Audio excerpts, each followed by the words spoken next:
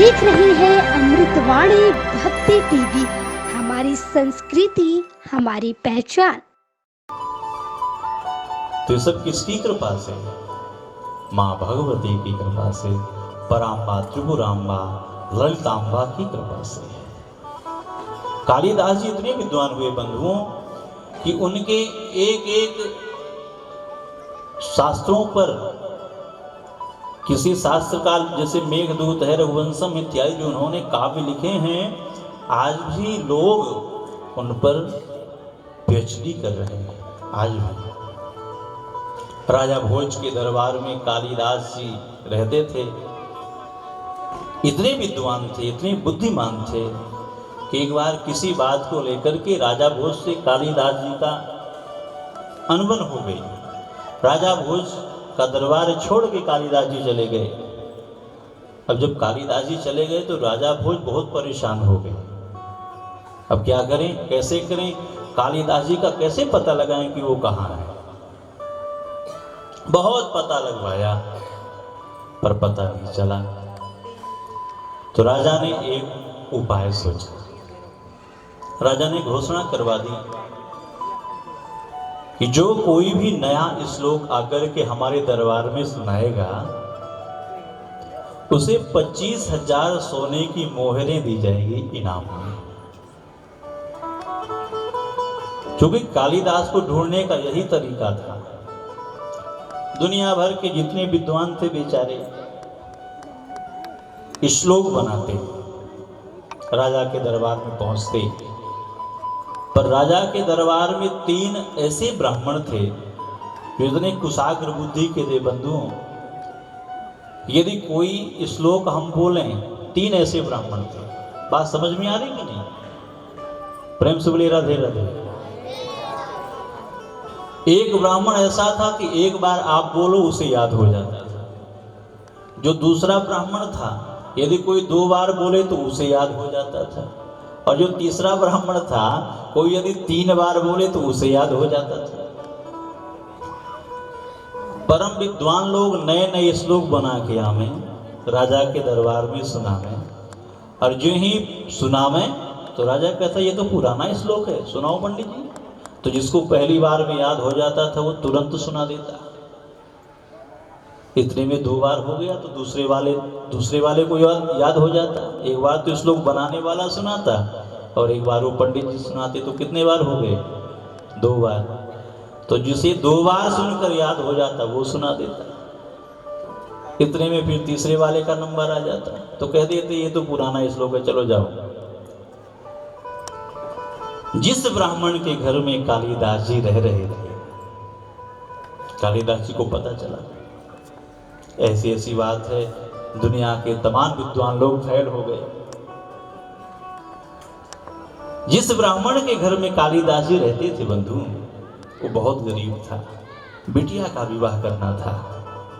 कालिदास जी ने श्लोक बनाया, वो गजब का श्लोक जिसे राजा तो काट कर ही नहीं सकता। कालिदास जी ने श्लोक बनाया, हे राजन, तुम्हारे पिताजी के पिताजी ने हमारे पिताजी से 50,000 सोने की मोहरें उधार ली थी। यदि श्लोक पुराना है तो 50,000 सोने की मोहरें दे दो, और यदि नया है तब तो 25,000 देने ही पड़ेगा। ऐसा श्लोक बनाया। उस ब्राह्मण को भेजा और जब वो सभा में पहुंच के उसी श्लोक को सुनाया तो राजा को जब अर्थ मालूम पड़ा कि इसका अर्थ तो ये निकल रहा है कि मेरे बाबा जी ने इनके पिताजी से 50,000 सोने की मोहरें उधार में ली थी, तो राजा ने तुरंत ब्राह्मण को कहा इस श्लोक को मत सुनाना, इसको 25,000 सोने की मोहरें दो और विदा करो। पर जान लो, जहां से भी श्लोक सुन के सीख करके आया है निश्चित वो कालिदास ही है, इसके पीछे जाओ। और जब दूतों को भेजा तो कालिदास जी मिल गए। इतने परम विद्वान कालिदास जी। माँ की कृपा जिसके ऊपर हो जाए महाराज, उसके तो बारे करे। वो जगत जननी है, पराम्बा है, भगवती है। विचार करिए, माँ का हृदय कितना कोमल होता है। छोटा सा बालक, उसे दिन भर उसका साफ सफाई का भी ध्यान रखेगी, उसे कपड़े भी पहनाएगी, उसको भोजन भी कराएगी। पिताजी तभी तक लाड प्यार करेंगे जब तक वो साफ सुथरा है। थोड़ा सा भी गंदा हुआ तुरंत आवाज लगाएंगे, सुनो देखो ये गंदगी कर लिया है, इसके कपड़े पहनाओ, ये करो, साफ करो। पर माँ का हृदय बहुत करुणामय होता है। वो जगत जननी है, पराम्बा है, भगवती है। आइए दिव्य भागवत का प्रारंभ करें। सृष्टौ या सर्गरूपा जगदवन विधौ पालनीया चरौद्री संहारे चापि यस्या जगदिदमखिलं क्रीडनं या पराख्या।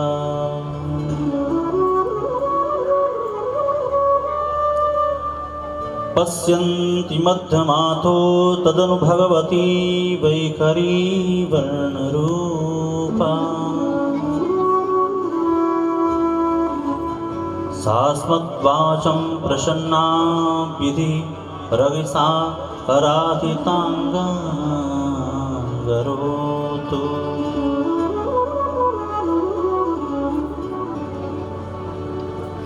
पहला श्लोक में आज पहले श्लोक में व्यास जी कह रहे हैं, जिस माँ की कृपा से इस जगत की सृष्टि का ये जगत बनता है, जिनकी कृपा से ये संसार पालित होता है और जिनकी कृपा से ये संसार लय होता है, जिन महाभगवती की आराधना परा पश्यन्ति मध्यमा और वैखरी वाणी से भी हम नहीं कर सकते हैं। 4 प्रकार की वाणी होती है बंधुओं, परा, पश्यन्ति, मध्यमा और वैखरी। कितनी प्रकार की वाणी होती है? 4 प्रकार। परावाणी, ये वाणी हमारे नाभि देश से निकलती है। जब हम लोग ध्यान मग्न होकर के प्रभु का चिंतन करते हैं, मनन करते हैं, माला का जप करते हैं, वो वाणी परावाणी है। दूसरी वाणी पश्यन्ति, वो हमारे हृदय से निकलती है। किसी को हम आशीर्वाद देवें, किसी को श्राप देवें, तो हृदय से ही निकलता है। कभी कोई दुखी होकर के श्राप भी दे देता है और आशीर्वाद भी वहीं से निकलता है? तो हमारे हृदय से। ये पश्यन्ति वाणी है। तीसरी वाणी है मध्यमा, ये हमारे कंठ देश से निकलती है।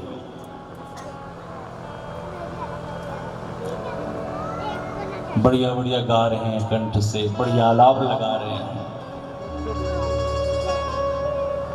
ये मध्यमा वाणी है जो कंठ देश से निकलती है। और चौथी वाणी है बंधुओं वैखरी, जिसका उपयोग प्रयोग प्रायः हम आप सब कर रहे हैं, दिन भर करते हैं, मुख से सब बोलते हैं, ये वैखरी वाणी है। तो व्यास जी यही कह रहे हैं कि इन 4 वाणियों से भी जिनकी स्तुति नहीं की जा सकती है, जो ही माँ, वही माँ सारे संसार को बनाने वाली, पालन करने वाली और संहान करने वाली हैं।